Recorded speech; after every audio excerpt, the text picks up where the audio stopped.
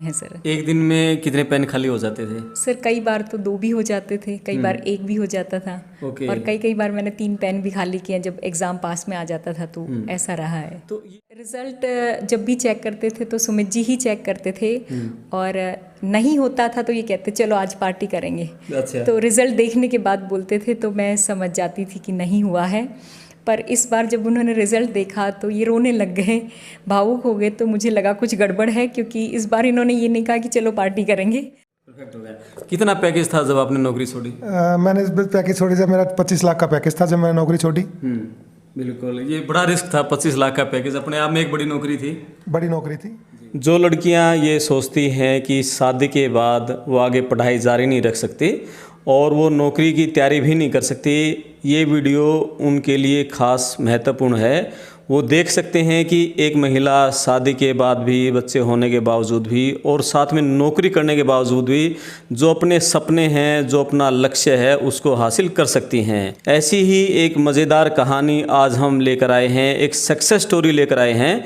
मेरे साथ हैं मंजुला अहलावत। मंजुला अहलावत ने वो साबित कर दिया है जो इस देश की हज़ारों, करोड़ों, लाखों जो लड़कियां हैं, महिलाएं हैं, उनके लिए प्रेरणादायी है। मंजुला अहलावत ने उत्तर प्रदेश उच्च न्यायिक परीक्षा में पूरे देश में टॉप किया है और यही नहीं, इनके बच्चे हैं जो स्कूल में पढ़ाई कर रहे हैं और ख़ुद ये एडीए की नौकरी कर रही हैं। उसके बावजूद भी इनका एक ही लक्ष्य था, एक ही सपना था कि मुझे जज बनना है, और वो सपना उन्होंने हासिल करके दिखा, अपना जो घर है वो बसाने के बावजूद। ये स्टोरी, ये कहानी आप आखिर तक देखिए, आपको मज़ा आएगा और सभी बहनों को, लड़कियों को, बेटियों को ये स्टोरी ज़रूर देखनी चाहिए। मैं आपका दोस्त करमपाल, वीडियो शेयर करें, चैनल सब्सक्राइब करें। अब मंजुला जी से बात करते हैं और इनकी सक्सेस स्टोरी में इनके पति का भी महत्वपूर्ण रोल रहा है, उनसे भी बात करेंगे। पूरी स्टोरी मज़ेदार रहेगी, बात करते हैं। सबसे पहले तो मंजुला जी आपको बधाई हो। Thank you sir, thank you. सबसे पहले ना हम बात करना चाहेंगे आपकी बैकग्राउंड की। आपका बैकग्राउंड कैसा रहा है, पहले उसके बारे में थोड़ा बताओ। सर मैं जयपुर की हूँ और शादी यहाँ हरियाणा में रोहतक में हुई है, और अभी प्रेजेंटली मैं as a assistant district attorney Haryana Roadways में काम कर रही हूँ। जी। तो आपका सपना कब था, किस उम्र में ये मुझे जज बनना है, पहली बार आपने कब सपना देखा था? सर 2015 में मुझे बेटा हुआ था, और बेटे को 1 साल का करने के बाद 14 जनवरी 2016 को उसका पहला बर्थडे था। तो जब मुझे लगा कि अब बेटा 1 साल का हो गया है तो मुझे अपने करियर पे ध्यान देना चाहिए, और उसके बाद ही मैंने डिसाइड किया कि मैं जुडिशरी की तैयारी करूँगी। जी। LLB उससे पहले कर चुके थे आप? हाँ जी, मैं LLB 2010 में कर चुकी थी। 2009 में मेरी शादी हुई थी। अच्छा, मतलब जब LLB कर रहे थे उसी समय शादी हो गई थी? जी जी जी सर। जी। तो शादी के बाद हम अक्सर देखते हैं कि लड़कियों की पढ़ाई छूट जाती है, तो आपने पढ़ाई अपनी जारी रखी शादी के बाद भी? हाँ जी, बिल्कुल बिल्कुल। तो ये जो कहते हैं ना लड़कियां, और मैक्सिमम इसी में छोड़ देती हैं, जो वीडियो देख रही होंगी, उनको क्या कहना चाहोगे कि वो किस तरह से अपने आप को एडजस्टमेंट करें पढ़ाई के भी साथ और परिवार के बीच में, कि वो शादी के बाद भी अपनी पढ़ाई जारी रख सकें? मैं इसको देख रहे सभी महिलाओं को, लड़कियों को, बच्चियों को यही कहना चाहती हूँ कि शादी कोई लिमिट नहीं है, कोई बंधन नहीं है। आप अपना जो सपने हैं, जो उड़ान है, उसकी कोई उम्र की कोई सीमा नहीं है। आप उन्हें देखिए और देखने के साथ साथ कड़ी मेहनत कीजिए तो सफलता ज़रूर मिलेगी। जी। तो अभी जैसे शादी के बाद और आपने जैसे बेटा हुआ, उसके बाद फिर आपने जैसे ये पहली बार ये सोचा कि मुझे जज बनना है, कितना, और नौकरी कब लगे एडीए की आपने बताया? सर 2016 में मैंने तैयारी की थी, और तो साल भर की तैयारी में ही फर्स्ट अटेम्प्ट में मेरा एडीए में सिलेक्शन हो गया था। एडीए में सिलेक्शन? हाँ जी। तो अब जुडिशरी के लिए हर रोज़ के कितने घंटे की पढ़ाई कर रहे थे? सर मैं कोशिश करती थी कि 5 से 6 घंटे मैं निकाल सकूं, और घंटे मैं नहीं देखती थी। मैं एक एक मिनट को कीमती समझती हूं। तो जैसे ट्रैवलिंग है मेरा, यहाँ से 1 घंटा लगता है, तो मैं रास्ते में भी वीडियोस सुनते हुए जाती थी, आते हुए भी वीडियोस सुन रही हूँ, या किचन में काम करते हैं हुए भी मैं अपना वीडियोस चला लिया पढ़ाई का और वो सुन रही हूँ। तो एक एक मिनट को मैंने यूटिलाइज़ किया है। जी। तो 5-6 घंटे जैसे आपने बताया है, मॉर्निंग में सुबह उठ के घर का काम भी करना होता है, बच्चे भी तैयार करने हैं। कितने बच्चे आपके पास? सर मेरे दो बच्चे हैं, बेटी 10 साल की है और बेटा 7 साल का है। अच्छा, पहले बेटी थी और उसके बाद जब बेटा हुआ उसके बाद आपने सोचा था ये? हाँ जी, दोनों बच्चे होने के बाद ही मैंने सोचा कि अब फैमिली कंप्लीट हो गई है, बच्चे हो गए हैं, तो अब मुझे अपने करियर पे ध्यान देना चाहिए। तो सुबह जैसे बच्चों को भी तैयार करना है, स्कूल में भेजना है, घर का काम भी करना है और उसके बाद फिर आपको नौकरी पर भी जाना है, फिर वो पढ़ाई करनी है, किस तरह से वो सारा एडजस्टमेंट हुआ? सर इसमें मेरे हस्बैंड का बहुत बड़ा योगदान रहा। तो इन्होंने बच्चों को संभाला और घर के काम में भी बहुत सारा इन्हीं का योगदान था, क्रेडिट है कि इन्होंने मुझे कहा कि तुम पढ़ाई करो और इन्होंने अपनी जॉब छोड़ दी थी। अच्छा। हाँ जी, हाँ, कि तुम अपने करियर पे ध्यान दो। और तो वो काफ़ी मुश्किल फ़ैसला था उस टाइम पे, हम दोनों के लिए ही मुश्किल था क्योंकि मेरे सपनों के लिए इन्होंने अपना करियर दांव पे लगाया। तो मेरे लिए डबल जिम्मेदारी थी जी। कि कहीं ऐसा ना हो कि कल को इन्हें किसी तरह का या सोसाइटल एक प्रेशर भी होता है, पर वो बखूबी इन्होंने निभाया और मुझे अच्छा लगा और आज मंजिल मिल गई है। तो बात करते हैं जो मंजुला जी के पति हैं उनसे भी, कौन सी उनकी नौकरी थी वो छोड़ी है, जब नौकरी छोड़ी तब परिवार में किस तरह का माहौल था, क्या फैसला, कैसे वो एक कठिन फैसला होता है। आज नौकरी के लिए ही सारा देश भाग रहा है, लेकिन उन्होंने पत्नी के लिए अपनी नौकरी दांव पर लगा दी, उसको छोड़ दिया। वैसे नमस्कार। नमस्कार जी। सबसे पहले आप थोड़ा अपना परिचय दो। मेरा नाम सुमित है और मैं पेशे से इंजीनियरिंग भी हूँ और मैंने फिर उसके बाद नारसी मुंजी बॉम्बे से MBA किया था। उसके बाद मैं फिनो पेमेंट बैंक में करीब 10-11 साल मैंने काम किया और 2019-20 में जब मंजू ने डिसाइड किया कि तैयारी ये कर ही रही थी, लेकिन ये पूरा टाइम नहीं दे पा रही थी पढ़ाई का, क्योंकि घर भी हो जाता था, फिर मैं भी ऑफिस से लेट आता था और मेरा ट्रैवलिंग का भी रहता था, मैं काफ़ी ट्रैवल भी करता था। तो ये अच्छी तरह पूरा अपना मेहनत करने के बाद भी कहीं ना कहीं कुछ कमी रह रही थी। तो फिर उसको देखते हुए मैंने डिसाइड किया कि भाई नौकरी तो 4 साल 5 साल बाद भी कर लेंगे, लेकिन जो ये वक्त है, ये 4-5 साल अगर चले गए तो ये वापस नहीं आएंगे। फिर इस वक्त का हमेशा सारी ज़िंदगी अफसोस रहता है कि भाई हम कुछ टाइम हम नहीं कर पाए और बेहतर कर सकते हैं। तो मैंने उस चीज़ों को देखते हुए एक कठिन फैसला था, बट ज़िंदगी में जब तक आप रिस्क नहीं लोगे जब तक आप कुछ भी अचीव नहीं कर पाओगे। तो आपको किसी भी फील्ड में रिस्क तो लेना ही पड़ता है। तो एक वो रिस्क था और मैंने रिस्क भी नहीं कर सकता, भाई बच्चे मेरे भी हैं, इसके भी हैं, तो ये जिम्मेवारी एक औरत की थोड़ी है कि बच्चे वही रखेगी, एक आदमी का भी तो उतना ही फ़र्ज़ है। तो अगर मैं घर का काम कर रहा हूँ और ये बाहर काम कर रही है तो मेरे को इसमें कोई भी एक थोड़े बहुत दिन तो लगा, कुछ लोग कहते थे, लेकिन मैं सबको हंस के टाल देता था। तो फिर सब ने कहना बंद कर दिया, यार दोस्त भी सब, और उसके बाद सब कुछ परफेक्ट हो गया। कितना पैकेज था जब आपने नौकरी छोड़ी? मैंने पैकेज छोड़ी जब मेरा 25 लाख का पैकेज था जब मैंने नौकरी छोड़ी। बिल्कुल, ये बड़ा रिस्क था। 25 लाख का पैकेज अपने आप में एक बड़ी नौकरी थी जी। तो ये बताओ कि जैसे आपने पूरे घर की जिम्मेदारी जब संभाली और नौकरी छोड़ी, क्या क्या जिम्मेदारी आपने संभाली, वो थोड़ा सबसे इंटरेस्टिंग एक पॉइंट है। सबसे शुरुआत जैसे ये रात को देर तक पड़ती थी और मैं इसको कहता था कि भाई एक तो पहले कोई भी दिन आपका खाली नहीं जाना चाहिए, कंटिन्यूटी बना के रखनी है आपको। आप 2 घंटे पढ़ो चाहे 8 घंटे पढ़ो, लेकिन आपको पढ़ना ज़रूर है। तो जैसे रात को ये देर तक पढ़ती थी तो सुबह मैं उठाता नहीं था।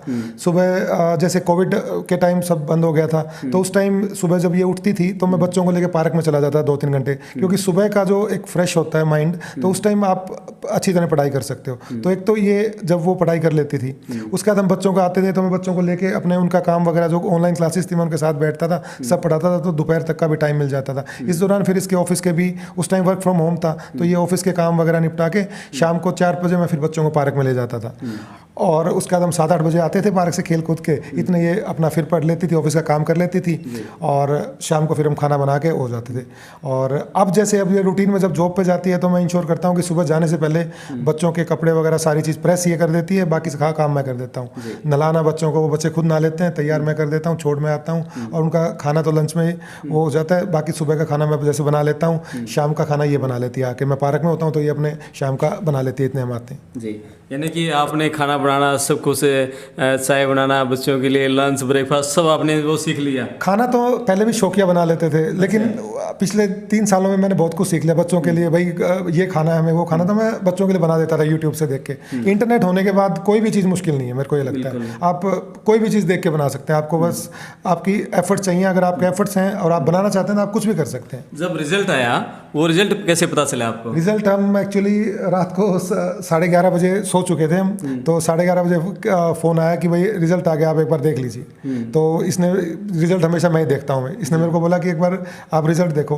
तो मेरे को लगा को मैं सुबह देख लेंगे, बोली नहीं को अभी फ़ोन आया तो रिजल्ट देखो। तो मैंने जैसे ही देखा रिजल्ट, तो सबसे पहले इसका इनाम था, तो मतलब मेरे आंसू से आ गए थे भाई एकदम से, मतलब कि जिस दिन का हम इतने दिनों से वेट कर रहे थे वो दिन आया, तो मतलब एक कुछ नहीं होता, कुछ मोमेंट के लिए आप जैसे सुन हो जाते हो, एक वैसी सी फीलिंग थी कि भाई आप बिल्कुल ही जो आप सोच रहे थे इतने दिनों से, मतलब आप मेहनत कर रहे थे, आप कंटिन्यूस ऐप कर रहे थे, तो मैं मतलब बता नहीं सकता वो 2-3 मिनट कैसे थे मेरे लिए। उसके बाद फिर जब इन्होंने बताया कि सबसे ऊपर नाम है, दोबारा फिर चेक किया होगा, रोल नंबर चेक किया होगा एक बार फिर जी कैसी फीलिंग थी उसमें? सर मैं शब्दों में बयान नहीं कर सकती उस फीलिंग को, बहुत अच्छी फीलिंग थी। और 5 साल लगे इस मुकाम तक पहुंचने में, तो 5 साल का कड़ी मेहनत, परिश्रम, त्याग सब वसूल हो गया जी। और आपके जैसे माता पिता, सास ससुर, बच्चे, क्या प्रतिक्रियाएं पूरे परिवार से रही?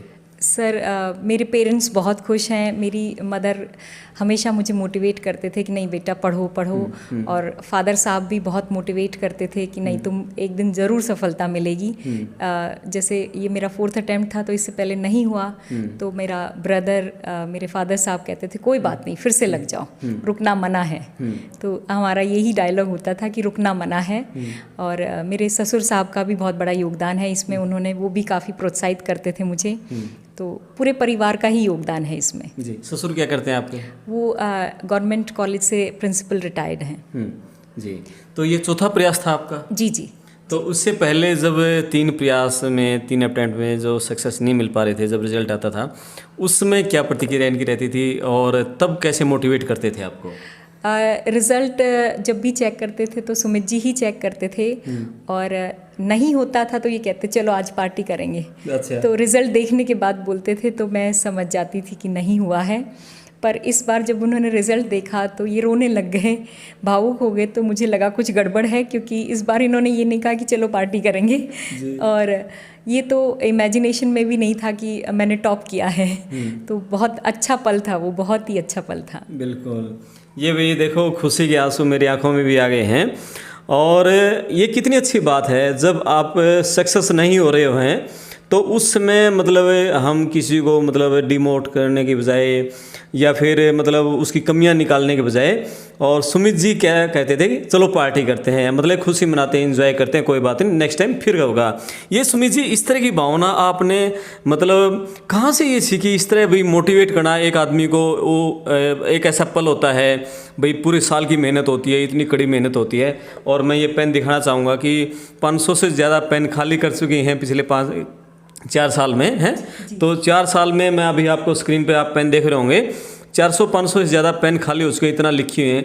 और उस समय जब सक्सेस नहीं होती थी, नाम लिस्ट में कहीं नहीं होता था, कैसे आप इतनी हौसला कैसे रख पाते थे? देखो अब जो चीज़ हो चुकी उसको बदल तो सकते नहीं, तो या तो हम उस पर रो सकते हैं, रो के हम अपना वो दिन भी ख़राब करें, आने वाला दिन भी ख़राब करें। उससे अच्छा तो यह है कि हम उस दिन को सेलिब्रेट करें और आगे बेहतर करने की तैयारी करें। तो मेरा तो यही है कि आदमी को किसी भी मुकाम पे रुकना नहीं चाहिए, थकना नहीं चाहिए। भाई हार जीत तो हर खेल में होती है। अब कोई भी एग्जाम होगा, उसमें कुछ लोग सक्सेस होंगे, कुछ नहीं होंगे, लेकिन रुकना नहीं है। आप अपनी तरफ से बेस्ट एफर्ट दो, अगर आपके एफर्ट सच्चे हैं तो कभी ना कभी आपको सक्सेस जरूर मिलेगी। मैं हमेशा इसको यही बोलता था कि पार्टी करते हैं, चलो आज आउटिंग करते हैं, थोड़ा मूड भी चेंज हो जाएगा और उसके बाद आके फिर नए सिरे से जुट जाएंगे। नए सिरे से जुट जाएंगे, बहुत बढ़िया। अच्छा, मैं ये पेन देख रहा हूँ, जैसे सैकड़ों की संख्या में आपने पेन खाली किए हैं, तो ये पेन कितने दिन के हैं? सर ये पिछले 3 सालों के हैं। इससे पहले पेन खाली हो जाता था तो मैं फेंक देती थी। तो ये आइडिया मेरी बेटी का था।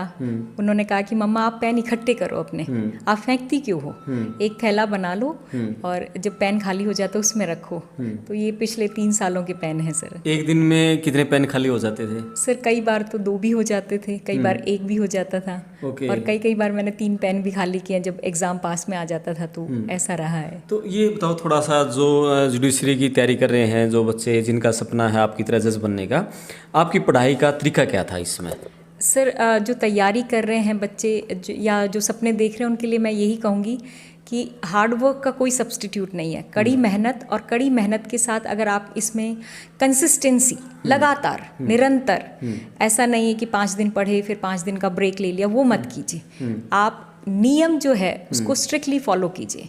मैंने रूटीन को स्ट्रिक्टली फॉलो किया, एक दिन भी मैं बिना पढ़े नहीं रही। तो जो कंसिस्टेंसी है वो ज़रूर पे करती है। हार्ड वर्क के साथ अगर हम कंसिस्टेंसी को मिला दें तो आपको सफल होने से कोई नहीं रोक सकता है। जी, आपने कहा कि मैं एक दिन भी नहीं रुकी इस दौरान, तो क्या जैसे घर में कोई फंक्शन होते थे, पारिवारिक कार्यक्रम थे, कोई शादी था, कहीं जाना है, तो वो सारे मिस किए आपने? हाँ जी, मैं शादी ब्याह में नहीं जाती थी, फंक्शंस में अटेंड नहीं करती थी, उसमें हस्बैंड और बच्चे ही जाते थे। तो शुरू में थोड़ा अटपटा लगता था, लोग भी पूछते थे कि वो नहीं आई है, बच्चे भी कहते थे मम्मा आप क्यों नहीं जा रहे हो, पर धीरे धीरे उनको आदत पड़ गई, समझ आ गया कि मम्मा पढ़ाई कर रही हैं और उन्हें डिस्टर्ब नहीं करना है। जी, ये सीखने की ज़रूरत है। जो त्याग है, कोई सफलता है वो त्याग मांगती है, और मंजुला जी का जो त्याग था उसी कारण आज वो सक्सेस हुई हैं और टॉप किया है इन्होंने उत्तर प्रदेश उच्च न्यायिक परीक्षा में। ये सबसे बड़ी बात है। तो त्याग जब आदमी करता है तभी उसको सफलता मिलती है। तो ये बताइए कि जैसे आप लगातार पढ़ते थे, ये पेन जो आपने खाली किए हैं, मेरा सवाल ये है कि मतलब वो जो बच्चे अभी तैयारी कर रहे हैं वो क्या क्या लिखें, किस तरह से लिखें, इतना लिखने का या पढ़ने का किस तरह से वो बच्चों को आप वो टिप्स दो थोड़ा? सर इसमें ये है कि स्कूल में मेरे एक टीचर थे, तो वो ये कहते थे कि भाई आपने अगर लिख लिया है तो वो परमानेंट आपका है, और सिर्फ पढ़ा है तो वो कुछ दिन के लिए आपका है। तो मेरा मानना ये है कि आप किसी चीज़ को पढ़ते हैं और फिर उसे लिख लेते हैं तो वो लंबे समय तक आपको याद रहती है। तो आप पढ़िए और साथ में लिखिए ज़रूर जी। तो लिखना तो बहुत ज़रूरी है। कौन सा राइटर आपने चूज़ किया, किसकी किताबें आपने तैयारी के दौरान पढ़ी? सर मैं बेयर एक्ट्स पे ज़्यादा फोकस करती थी और साथ में रीसेंट जजमेंट्स को भी मैंने बहुत डीपली पढ़ा और समझा।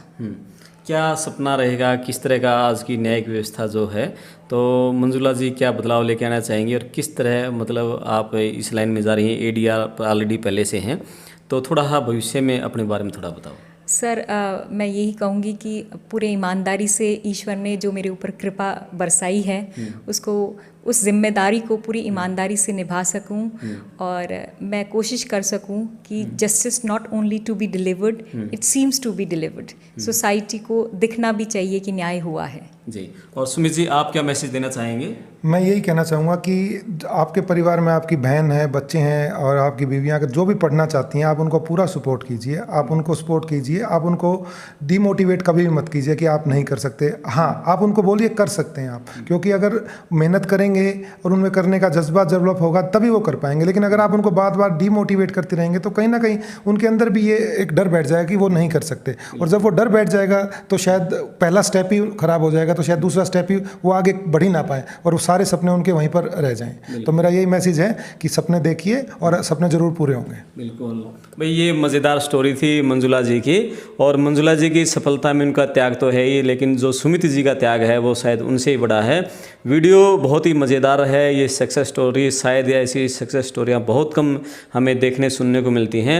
आप इस वीडियो को शेयर करें और जो बच्चे जुडिशरी की तैयारी कर रहे हैं वो फॉलो करें जो इस तरह से जो रूल रेगुलेशन से मंजुला जी ने बनाए थे, तभी आपको सफलता मिल पाएगी। मैं आपका दोस्त करमपाल, धन्यवाद।